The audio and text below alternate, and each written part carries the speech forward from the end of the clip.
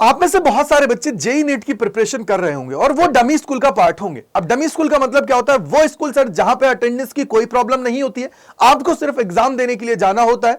Normal school के comparison में fees वो लोग ज्यादा लेते हैं और आप लोगों को कोई प्रॉब्लम नहीं होती है और आप लोग अपनी जेई नीट की प्रिपरेशन है उसको अच्छे से कर रहे होते हैं।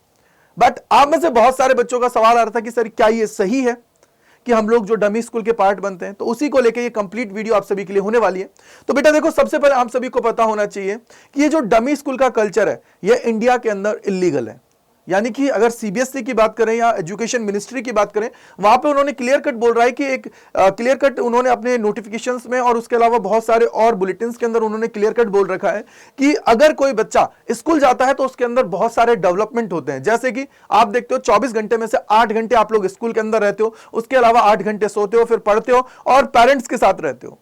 लेकिन सबसे बड़ी बात अगर मैं यहां पे बोलूं तो इन 8 घंटे के अंदर आप लोगों से बातचीत करना सीखते हो, सिचुएशंस को हैंडल करना सीखते हो, अपने स्किल्स हैं उसको इंप्रूव करते हो। ये सीबीएसई कहती है, जिससे आप लोग अपने अंदर बहुत सारे चेंजेस लेके आते हो। और अगर आप लोग ये चीज नहीं कर रहे हो, स्कूल नहीं जा रहे हो और सिर्फ एग्जाम की प्रिपरेशन कर रहे हो, तो उससे आप लोग जो एकेडमिक एक्सीलेंस है उसकी तरफ आगे बढ़ रहे हो, जेईई नीट के अंदर रैंक ले आओगे, लेकिन आपके अंदर जो डेवलपमेंट होने चाहिए वो नहीं हो पाएंगे। ये कौन कहता है? ये कहता है सीबीएसई।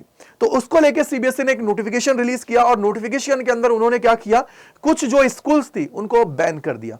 अब ये कहां पे हुआ? ये देखो आप लोगों के सामने बेसिकली ये जो कार्रवाई हुई थी ये डमी स्कूल्स पर, ये कहां हुई थी? अगर आप लोग इसको देखोगे तो सीकर के अंदर और दिल्ली के अंदर। ऐसा क्यों था?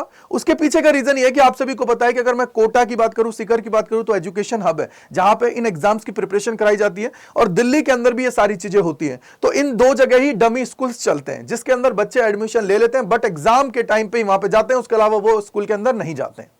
तो इन्हीं चीजों को कम करने के लिए स्टूडेंट रेगुलरली आए और रेगुलरली उसके अंदर इंप्रूवमेंट हो, सारी चीजें हो, इसके लिए सीबीएसई ने ये चीज और ये एक्शन लिया।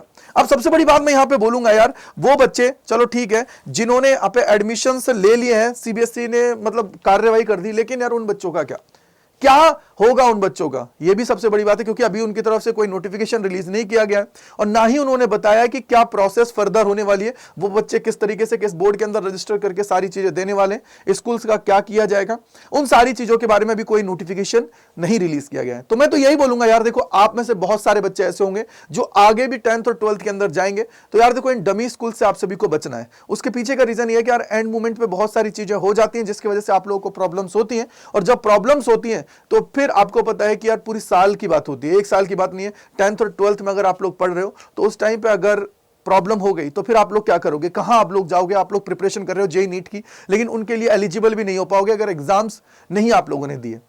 तो क्या आप मेरी इस बात से एग्री करते हैं? कमेंट सेक्शन के अंदर जरूर बताइएगा। साथ ही साथ क्या आपको सही लगता है कि जो ये डमी स्कूल्स है ये सही है या नहीं है? कमेंट सेक्शन के अंदर जरूर बताइएगा। तो thank you and bye bye to all मेरे साथ जुड़ने के लिए साइंस अड्डा 24/7 के ऊपर। Bye bye to all.